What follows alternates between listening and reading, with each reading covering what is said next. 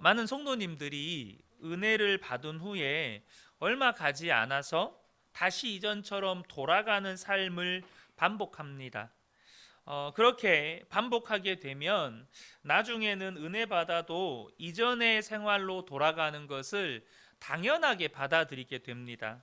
은혜 받고 도전받고 또 눈물로 기도도 했지만 한편으로 마음속에서는 얼마나 갈까 이런 생각이 이렇게 깔려 있는 거죠. 그래서 여러분, 은혜 받고 이전으로 돌아가는 것도 문제지만 은혜 받고도 다시 이전으로 돌아가게 될 거라고 믿는 믿음이 더 심각한 문제입니다. 우리가 넘어질 수 있거든요. 근데 넘어지는 것을 당연하게 받아들여 버리는 그 믿음이 문제라는 겁니다. 여러분, 우리의 삶은 믿음대로 되는 거예요. 우리가 은혜 받고 넘어지고 이전의 삶으로 돌아가는 것을 당연하게 여기는 그 믿음 때문에 우리는 계속 은혜 받고 이전의 삶으로 돌아가는 걸 반복한다는 거죠. 그러다 보면 은혜 받는 것에 대한 기대감도 없어지고 이제는 시험이 올 때 넘어지는 것을 당연하게 여기다 보니까 알아서 넘어져 버려요. 그 내면을 들여다보면 깊은 영적인 좌절감이 자리를 잡고 있는 것이죠.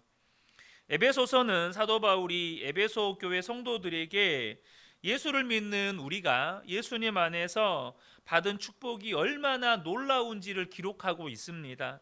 우리가 영적으로 죽었다가 다시 살아났고 마귀의 자식이었다가 하나님의 자녀가 되었고 예수님을 마음에 모시고 살고 또 예수님 안에서 성도들이 모여서 교회가 되었고 우리의 삶이 완전히 새롭게 바뀌게 되는 이 복음의 영광을 설명하다가 이제 마지막 부분에 와서 성도들에게 영적 전쟁에 관한 말씀을 지금 하고 있는 것입니다.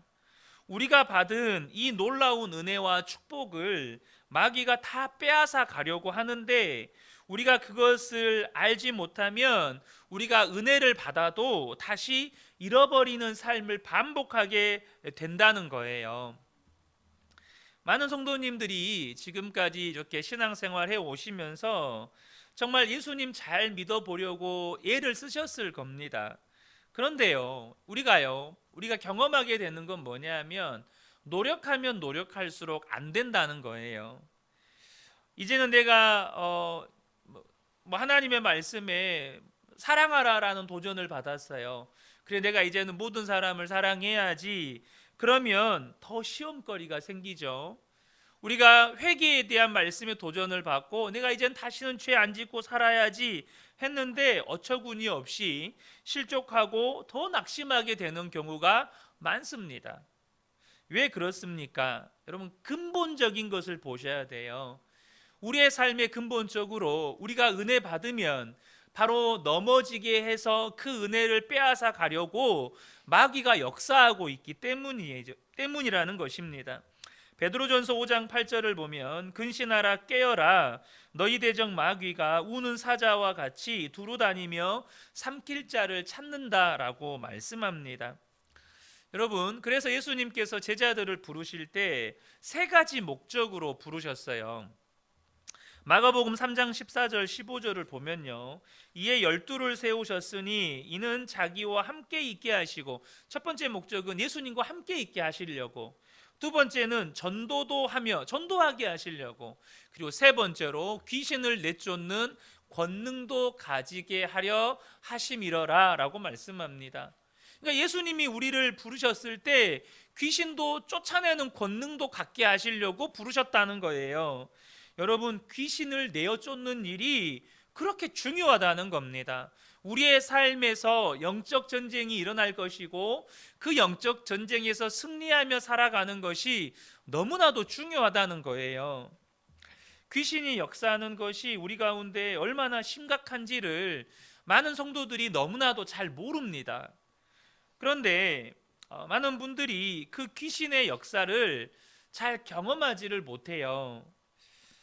이것을 뒤집어 보면 영적으로 묶여 있다는 의미이기도 해요. 무슨 말이냐? 나는 내 삶에 마귀가 역사하는 걸 경험해 보지를 못했어요. 이 말은 무슨 말이냐면 마귀가 역사하는 것을 내가 모른다는 거예요. 제가 2005년, 2006년에 중앙아시아의 카자흐스탄이라는 나라로 이렇게 단기 선교를 갔는데요. 한 작은 지역 교회로 이렇게 저희 교회 팀이 사역을 나가게 됐습니다. 이제 마을을 돌아다니면서 마을 주민들을 교회로 초청하고 그분들에게 이렇게 복음을 전하고 또 우리가 준비했던 공연도 보여드리고 뭐 이렇게 했어요. 그리고 이제 영접하신 분들을 위해서 기도하는 사역을 하는데 그 가운데 귀신 들려 있는 사람들이 있었습니다.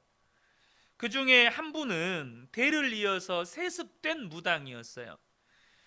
한국 사람들이 와서 초대를 하니까 신기하죠. 이렇게 외국인들이 와서 초대를 하니까. 그래서 이제 교회를 왔는데 이분이 이제 복음을 듣고 예수님을 영접을 하고 이제 기도를 받는데 그때 그분 안에 있는 귀신들이 이제 드러나기 시작하는 겁니다. 막 난리를 치는 거죠. 우리 청년 형제 5명이 붙잡아야 했을 정도였습니다. 결국 그분은 귀신에게서 노임을 받았고 나중에는 얼마나 기쁜지 막 춤을 추는 거예요. 여러분, 우리의 삶에 악한 영이 강력하게 역사하고 있다는 사실을 아셔야 해요. 이것이 영적 전쟁인 것만 알아도요, 우리는 대부분의 영적 싸움을 이길 수 있는 가능성이 높아져요. 에베소서 6장 12절에 보면 우리의 씨름은 혈과 육을 상대하는 것이 아니요 라고 말씀합니다. 이 혈과 육을 상대한다는 말은 혈과 육이 뭘 말하는 거죠? 피와 육체잖아요. 그러니까 사람을 말하는 거예요. 우리의 싸움은 사람을 상대하는 것이 아니라는 거예요. 이 말을 바꿔서 이야기하면 사람하고 싸우지 말라는 겁니다. 그래서 상당히 많은 다른 한글 번역 성경을 보면 이 혈과 육을 사람으로 번역을 해놨어요. 그냥 아예 사람이라고 번역을 해놨다는 거예요. 우리의 싸움은 사람과 싸우는 싸움이 아니라는 거예요. 성도들이 영적 전쟁의 실체를 모르니까 대부분 사람과 싸워요. 그런데 그게 마귀가 원하는 것이라는 걸 아셔야 돼요. 12절을 계속 보겠습니다. 우리의 씨름은 통치자들과 권세들과 이 어둠의 세상 주관자들과 하늘에 있는 악의 영들을 상대함이라. 우리의 싸움은 마귀와 싸우는 것임을 알아야 한다는 거예요. 여러분, 이것을 알면 사람과 싸우지 않으려고 하게 된다는 거죠. 마귀가 욥을 참소하잖아요. 그 참소의 내용을 보면 쉽게 말하면 이겁니다. 하나님이 욥에게 잘해 주시니까 욥이 하나님 잘 믿는 거 아닙니까? 사람은 하나님이 조금만 어렵게 해도 금방 하나님을 원망하고 다 떠나갑니다. 이렇게 참소를 해요. 그러니까 하나님이 욥의 생명만 건드리지 말라고 하시고 욥을 시험하도록 허락하십니다. 그래서 이제 마귀가 욥을 시험하는데 하루아침에 모든 재산 다 잃고 자녀들까지 싹 이렇게 죽게 되죠. 그런데 욥이 어떻습니까? 그 고통 속에서도 하나님을 원망하지 않아요. 심지어 그 몸에 악창이 나서 이제는 육체의 건강까지 잃게 됩니다. 그래도 욥이 하나님을 원망하지 않고 있으니까 욥의 아내가 욥에게 뭐라고 말하죠? 하나님을 욕하고 자살해서 죽으라는 거예요. 여러분, 아내가 그렇게 말하면 얼마나 상처가 되겠어요? 그런데 여러분, 욥은 아내와 싸우지를 않아요. 아내와 싸우지를 않는다는 겁니다. 여러분, 우리가요 영적 전쟁의 실체를 알아야 하는데 영적 전쟁은 사람과 싸울 일이 아니라는 거예요. 그리고 욥은 그 상황에서 어떻게 합니까? 하나님을 찬송합니다. 욥기 1장 21절에 주신 이도 여호와시요 거두신 이도 여호와시오니 여호와의 이름이 찬송을 받으실지니이다. 아멘. 여러분, 건강을 잃었을 때 여러분의 입술에 욥의 찬양이 있게 되기를 축복합니다. 심지어 여러분의 자녀의 목숨을 하나님께서 먼저 천국으로 데리고 가실지라도 여러분의 입술에 욥의 찬양이 있게 되기를 축복합니다.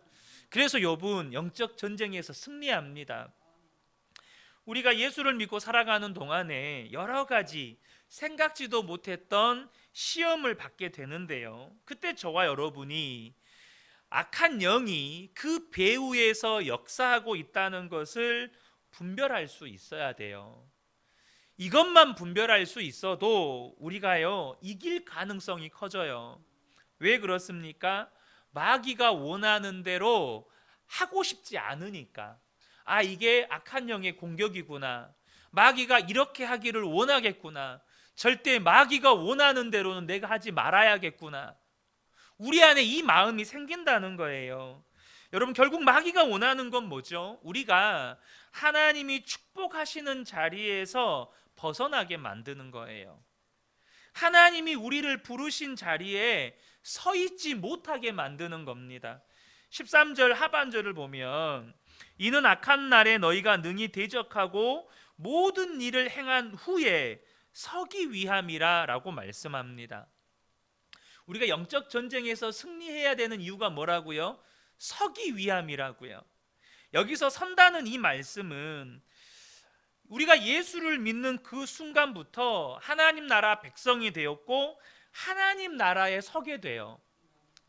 우리가 선 자리는 축복의 자리가 됩니다.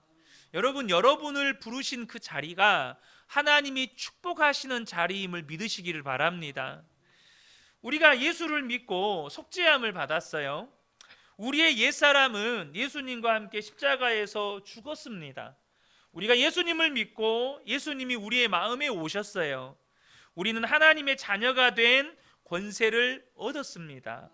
그것이 축복의 자리에 서 있는 거예요. 그 믿음 위에 서 있는 것이 저와 여러분이 축복의 자리에 서 있는 것입니다. 그런데 마귀는 도무지 그것을 가만히 지켜보고 있지 못한다는 거예요.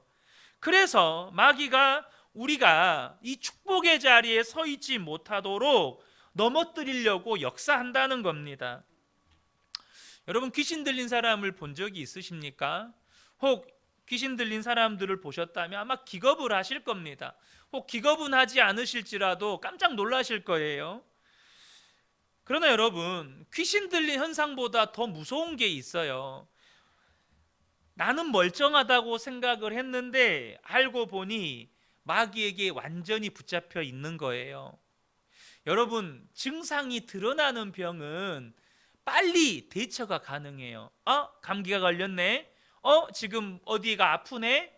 대처가 돼요. 근데 본인은 건강하다고 생각해요. 나중에 알고 봤더니 더 이상 손쓸 수 없는 지경에 이르러 있는 거예요. 진짜 무서운 건 여러분, 귀신에 사로잡혀 있는 게, 귀신 들려가지고 그 귀신 들린 현상이 분명하게 드러나는 게 아닙니다. 본인이 마귀에게 사로잡혀 있는 것을 모르고 사는 거예요. 내가 지금 영적으로 얼마나 건강한지, 나는 영적인 싸움에서 승리하고 있는지를 스스로 보지 못하는 것이 더 심각하다는 거예요. 그래서 스스로는 생각하죠. 자기는 예수 잘 믿고 있다고. 근데 그 안에 내면의 상태를 딱 열어보면 완전히 마귀에게 사로잡혀 있는 거죠. 우리는 예수 믿고 모든 죄가 사함 받았습니다. 이것이 예수 그리스도 안에서 우리에게 주신 놀라운 축복이에요. 그런데 아직도 자기가 죄 사함을 받았다고 믿지 못하는 사람들이 있을까요? 없을까요? 있어요. 교회를 다니지만 죄 사함 받았다고 믿지 못하는 사람들이 있습니다. 이 엄청나고 놀라운 축복을 우리에게 주셨어요. 우리는 그저 아멘으로 받고 감사하기만 하면 되는데 내가 죄 사함 받았다는 것을 믿지를 못하는 거예요. 여러분, 우리는 어린 아이들로부터 믿음을 배울 필요가 있습니다. 다들 자녀들을 키워 보셨으니까 우리 자녀들 키우면서 생일이 되면 혹은 어떤 기념일이 되면 아이들에게 부모님들이 선물을 줘요. 근데 우리 아이들은요, 의심도 않고 감사합니다 하고 받아요. 이게 내 선물이 맞나? 이게 아빠가 엄마가 나한테 준 게 맞나? 막 그거 가지고 몇 날 며칠 씨름한 적이 없어요. 그리고 다음 생일 때는요, 더 큰 걸 줄 걸 기대해요. 여러분은 어떻습니까? 하나님이 우리에게 주셨는데 아멘으로 받지를 못하는 성도들이 많아요. 그리고 넘어지면 내가 죄사함 받았나? 이러고 살아요. 하나님은 우리에게 구원을 주시려고 당신의 독생자 예수 그리스도를 십자가에 못 박아 죽게 하셨습니다. 이 엄청난 일이 우리에게 이미 벌어졌어요. 구원을 선물로 주셨어요. 우리는 아멘으로 받으면 돼요. 근데 왜 많은 성도들이 죄사함 받았다는 믿음이 없을까요? 이것이 영적으로 묶여 있다는 뜻이에요. 하나님이 세워주신 자리에 서 있지 못하는 겁니다. 이유가 뭘까요? 고린도후서 4장 4절을 보면 그 중에 이 세상의 신이 믿지 아니하는 자들의 마음을 혼미하게 하여 그리스도의 영광의 복음의 광채가 비치지 못하게 함이니, 이유는 분명한 근본적인 이유가 있어요. 바로 이 세상 신이 마귀가 역사하여서 바로 그들의 마음 가운데 혼미하게 하는 역사를 했다는 거죠. 여러분, 예수를 안 믿는 건 자연스러운 일이 아닙니다. 그건 마귀의 역사예요. 이 세상 신이 역사에서 복음을 듣지 못하게 하고 믿지 못하게 하는 역사라는 겁니다. 여러분, 귀신 들려 있지 않다고 해서 마귀가 역사하지 않는 게 아닙니다. 귀신 들려 있지 않았다고 해서 마귀에게 붙잡혀 있지 않는 게 아니라는 거예요. 복음을 믿지 못하는 것, 그것이 아무리 정상적으로 보여도 그 사람은 마귀에게 사로잡혀 있는 거예요. 여러분 어떻습니까? 여러분의 삶에 말씀이 믿어지지 않는 것이 있지는 않습니까? 이 말씀이 여러분의 삶의 실제가 되지 않았는데 그냥 나는 잘 믿고 있다고 생각하면서 신앙생활하고 있지는 않느냐는 거예요. 어쩌면 여러분이 그냥 무시하고 덮어버렸던 그곳에서 마귀는 여러분의 영혼을 강력하게 붙잡고 있는지 몰라요. 예수님 안에서 우리가 죽었다고 성경은 그렇게 이야기하는데 스스로 생각하죠. 나는 안 죽었어. 이렇게 생각하시는 분들이 여기에도 있지 않습니까? 예수님이 십자가에서 죽으실 때 우리의 옛사람도 예수님과 함께 다 죽었습니다. 이것은 누구의 주장이 아니고 성경이 말씀하시는 거예요. 우리는요, 아멘하고 받으면 돼요. 그런데 안 믿어지고 누리지 못하는 이유는 뭐죠? 마귀가 그리스도의 영광의 복음의 광채가 우리의 심령 가운데 비치지 못하게 만드는 거예요. 예수님이 우리 안에 오셨죠. 이것이 십자가의 궁극적인 목적입니다. 하나님이 우리와 동행하시면서 그 에덴의 축복을 회복시켜 주시려고 예수님의 십자가 구원을 주신 거예요. 그런데 예수님이 내 마음에 오신 것을 잘 모르겠다, 믿어지지 않는다고 하시는 분들도 많습니다. 그것이 하나님이 내게 주신 영적인 축복의 자리에서 무너져 있는 거예요. 여러분, 기도도 그렇죠. 예수를 믿는데요, 기도가 잘 안 된대요. 그리고 기도하지 않아도 괜찮대요. 기도하지 않아도 자기 삶은 괜찮대요. 진짜 괜찮은 거예요? 여러분, 기도하지 않은데 아무 일도 안 일어나요. 그냥 내 삶은 만족해요. 아무 일도 안 일어나고 뭐 가족들 다 편안하고 뭐 큰 문제 없이 뭐 경제적으로 어렵지 않고 뭐 건강하고 가족들 다 뭐 관계 좋고 좋아요. 진짜 좋은 걸까요? 알고 계시네요. 여러분, 기도는 하나님이 우리에게 주신 엄청난 축복입니다. 우리가 어떻게 해서 기도할 수 있게 되었죠? 예수님이 십자가에 못 박혀 죽으실 때 지성소를 가로막고 있던 휘장이 위에서 아래로부터 아래까지 완전히 갈라졌습니다. 그 말은 하나님과 우리 사이에 막힌 담이 없어졌다는 거예요. 이제는 언제든지 하나님 앞에 나아가서 하나님과 대화할 수 있게 되었다는 겁니다. 그게 바로 기도의 축복이에요. 그런데 이 기도가 안 된대요. 하나님은 다 열어주셨는데 우리와 하나님과의 관계를 아버지와 자녀의 관계로 바꿔주셨는데 기도가 안 된대요.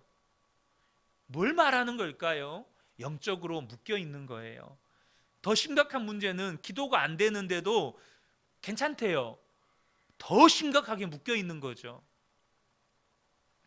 만약에 귀신 들린 현상이 나타나면 심각하게 느껴지겠죠.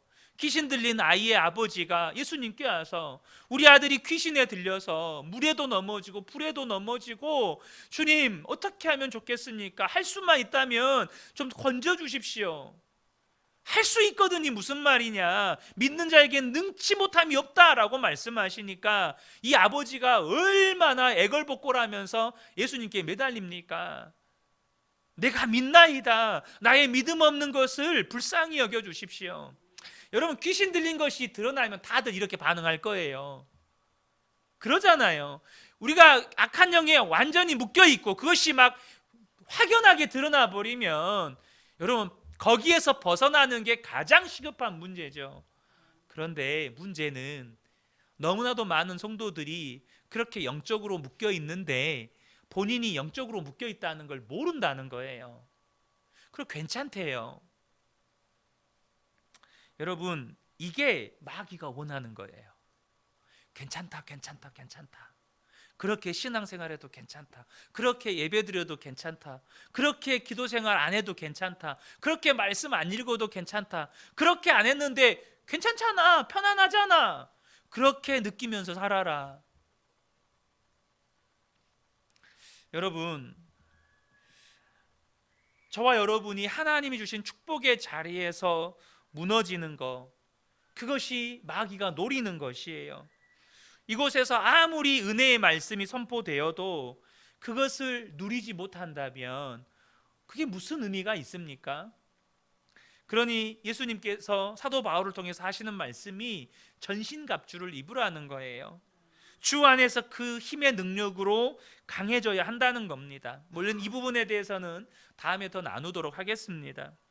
어느 집사님이 집사의 직분을 받고도 직장에서 식사할 때 식사 기도를 못해요. 이제 집사까지 됐는데 식사 기도는 해야겠는데, 그래서 궁여지책으로 하는 거 선택한 게 뭐냐면 식사하기 전마다 화장실에 가는 거예요. 그 화장실에 가서 기도하고 나와서 식당 가서 밥 먹는 거예요. 여러분, 이런 믿음으로 어떻게 축복의 자리에 서 있을 수 있겠어요? 박보영 목사님이 전라도 이렇게 해안가에 어촌 마을에서 부흥 집회에 갔을 때 있었던 이야기라고 합니다. 이 부흥의 기간에 할머니 자매가 이렇게 집에서 식사 대접을 해주셨대요. 너무 부끄러워서 목사님이 식사하시는데 방에 들어오지도 못하셨대요. 그래서 이제 목사님이 두 분을 들어오시라고 하면서 이제 기도를 해드렸는데 이 두 분이 자신 옛날 간증을 하시는 거예요. 6.25 전쟁 때 이제 공산군이 그 마을로 이렇게 들어왔는데 동네 사람들을 다 공터에다 모아놓고 너희 중에 예수 믿는 사람은 다 오른쪽으로 서라. 그 살벌한 분위기 속에서 이렇게 이제 보니까 그렇게 예수를 잘 믿는 사람들도 다 왼편으로 가더라는 거예요. 그런데 이 자매 두 분은 예수님을 배반할 수가 없어서 그 자매 두 분만 오른편으로 갔대요. 그랬더니 공산군이 너희 둘은 가! 하고는 나머지 분들을 다 총으로 쏴 죽였대요.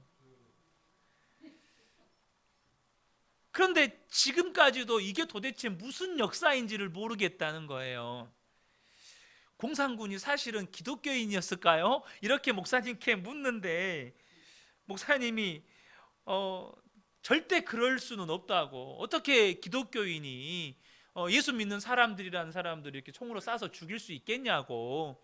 심지어 뭐 예수 안 믿는다고 총으로 쏴서 죽일 수 있겠냐고. 절대 그럴 수는 없다고.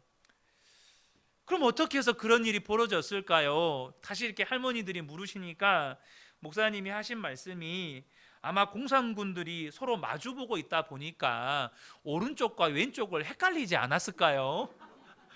그랬다는 거예요. 자기들이 볼 때는 오른쪽과 왼쪽이 반대잖아요.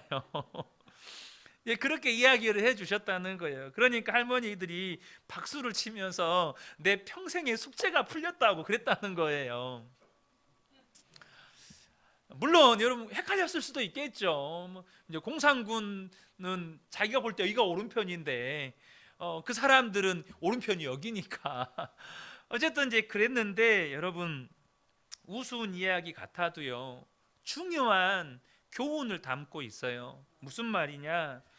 우리가 끝까지 믿음을 지킬 수 있으려면 두려움의 영과 싸워서 이길 수 있으셔야 돼요. 거기서 그 얼마나 죽음의 공포 앞에 지금 직면해 있겠어요. 근데 끝까지 믿음을 지키려면 두려움의 영과 싸워서 이길 수 있는 믿음이 있으셔야 한다는 거예요. 하나님이 세워주신 축복의 자리에 계속 서 있으려면 영적 전쟁에서 승리하셔야 한다는 겁니다. 마귀의 역사 중에 우리가 가장 조심해야 하는 것이 성도들을 이간질시키고 교회를 분열시키는 것입니다. 그러므로 성도들 사이에 다툼이 생기거나 교회 안에 분열이 생기면 저와 여러분이 정신을 정말 똑바로 차리셔야 돼요. 뭘 보셔야 돼요? 아, 마귀의 역사구나. 이거를 보실 수 있어야 한다는 겁니다. 옳고 그른 편을 나누고 편가르기 하면 마귀의 역사에 완전히 놀아나는 거예요. 결국 마귀가 계획한 대로 가는 겁니다. 그러므로 성도들 사이에 갈등이 생기고 다툼이 생길 때 반드시 마귀가 역사하는 것을 보셔야 돼요. 그리고 마귀와 반대로 가셔야 합니다. 마귀의 역사와 반대로 가셔야 돼요. 도무지 용납이 안 되는 사람을 용서하고 기도하셔야 돼요.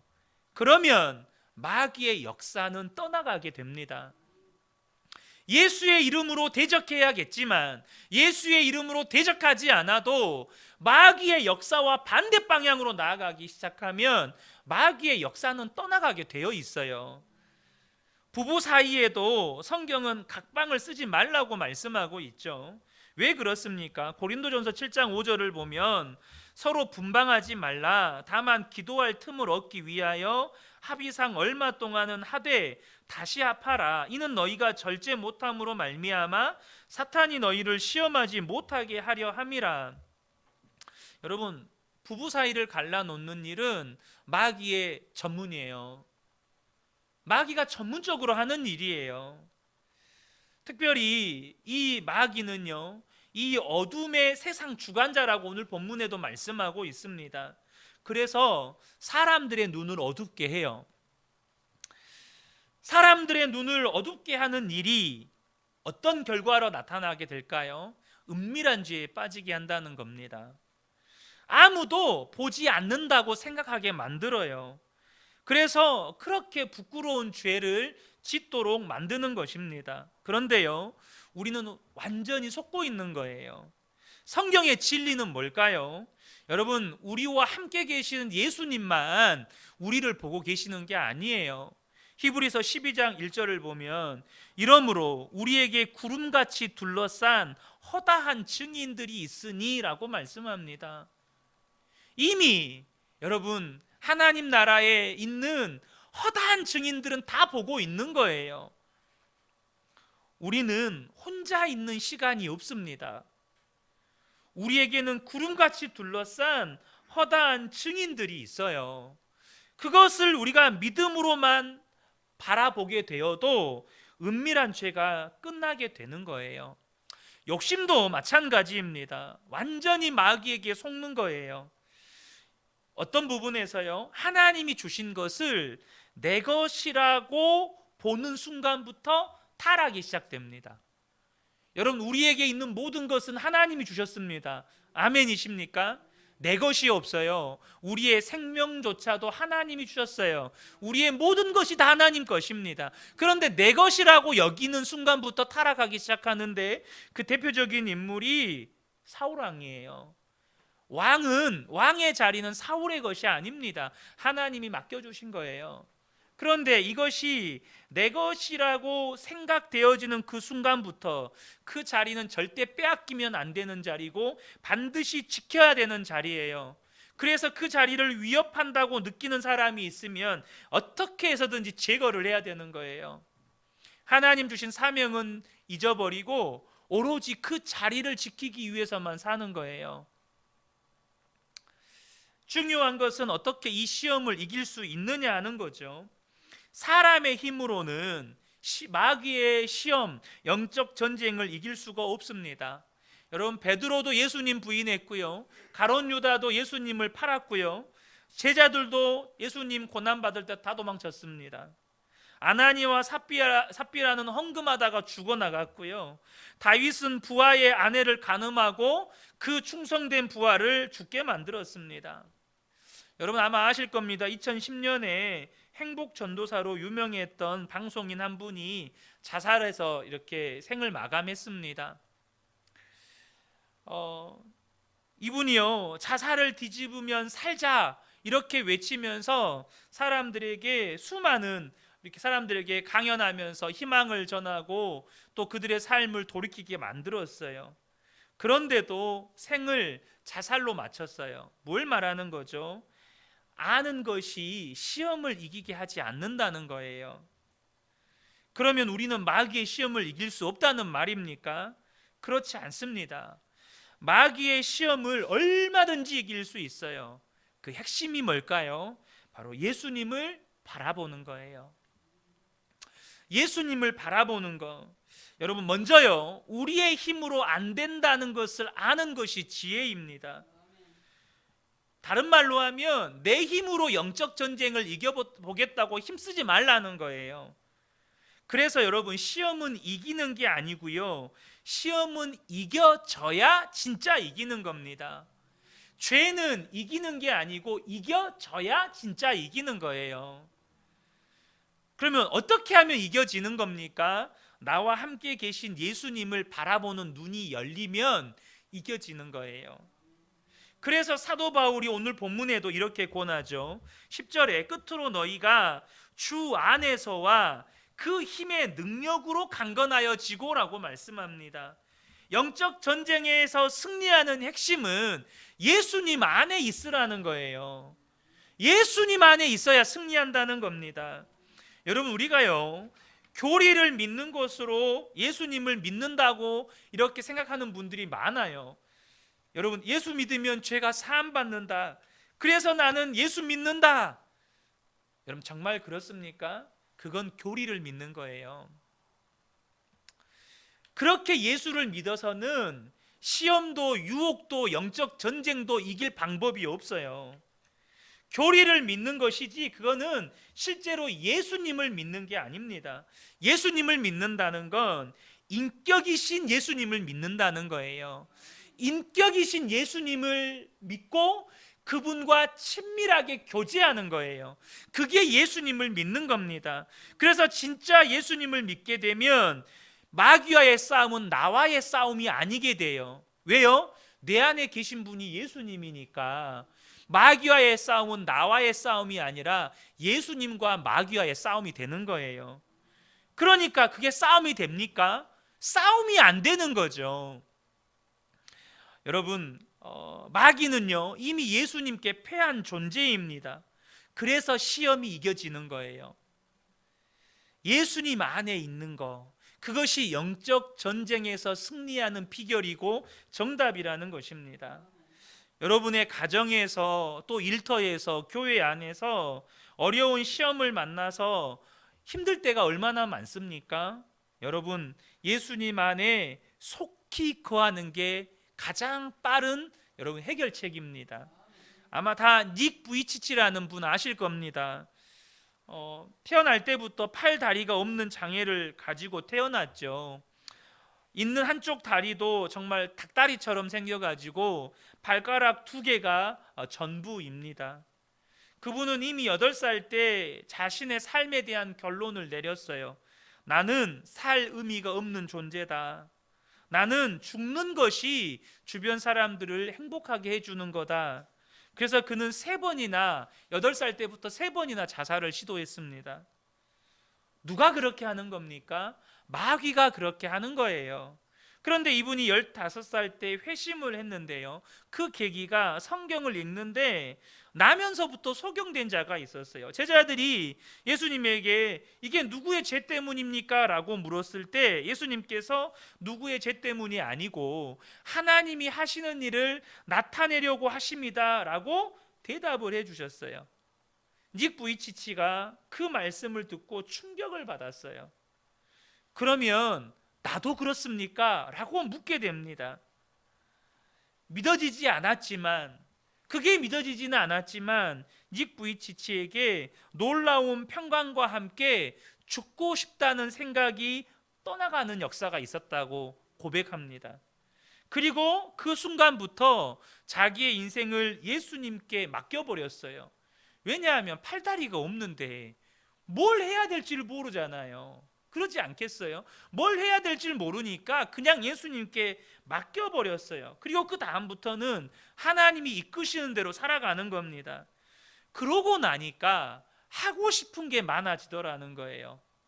그래서 그때부터요, 스케이트보드에 도전하고 서핑에 도전하고 스쿠버 다이빙에 도전하고 노래 작곡에 도전하고 뮤직비디오도 찍고 영화에도 출연하고 하여튼 하고 싶은 건 다 도전했대요.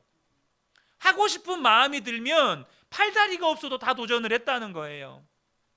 아시겠지만 결혼도 하고 아이도 낳았습니다. 그런데 너무 놀라운 게 뭐냐면 하나님께서 그동안에 어느 누구를 통해서도 하지 않으셨던 일을 자기를 통해서 하기 시작하시더라는 거예요. 자기가 그동안에 예수님께 맡겼더니 하고 싶었던 일 다 했잖아요. 막 이것도 해보고 저것도 해보고. 그런데 그 일을 통해서 자살하고 싶었던 사람들이 자살을 포기하고 희망을 찾게 만들어주고 회복시켜주고, 그렇게 만드는 일에 자기가 그동안 했던 모든 일들을 하나님이 사용하시더라는 거예요.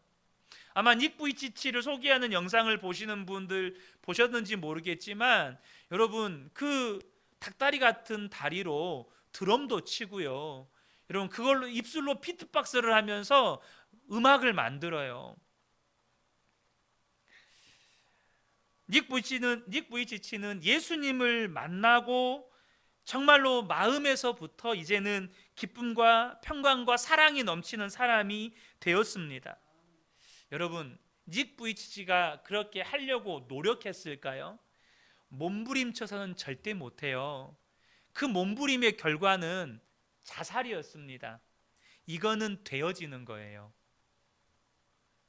내가 그렇게 하려고 몸부림치는 게 아니라 예수님 안에 있으면 되어지는 겁니다. 우리가 예수님을 믿고도 행복하지 못하고 죄의 종노릇하고 좌절하고 낙심하고 시험에 들어서 힘들어하는 이유가 있다면 이유는 하나입니다. 내가 예수님을 믿는다고 하지만 예수님을 여전히 교리적으로 믿고 있고 예수님을 진짜 믿고 있지 않는 거예요.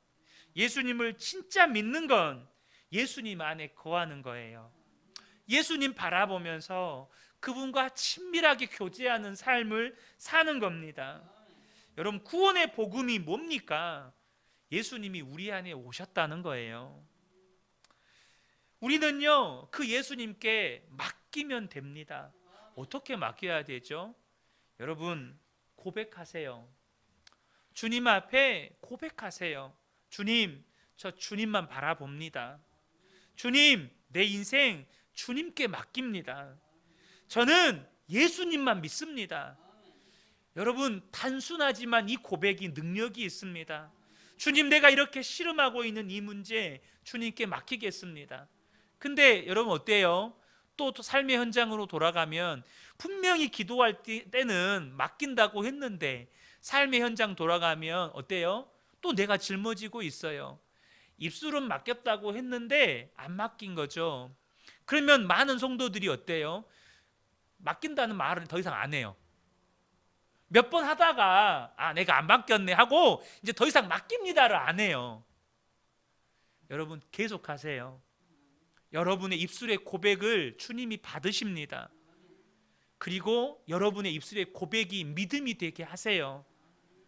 그리고 반드시 영적 전쟁에서 승리하게 되는 역사를 경험하게 하십니다. 그러므로 저와 여러분 우리 모든 성도님들이 이제는 영적 전쟁에서 승리하셔서 주님이 부르신 그 축복의 자리에 항상 서 있게 되시기를 예수님의 이름으로 축복합니다. 아멘. 우리 함께 기도하겠습니다.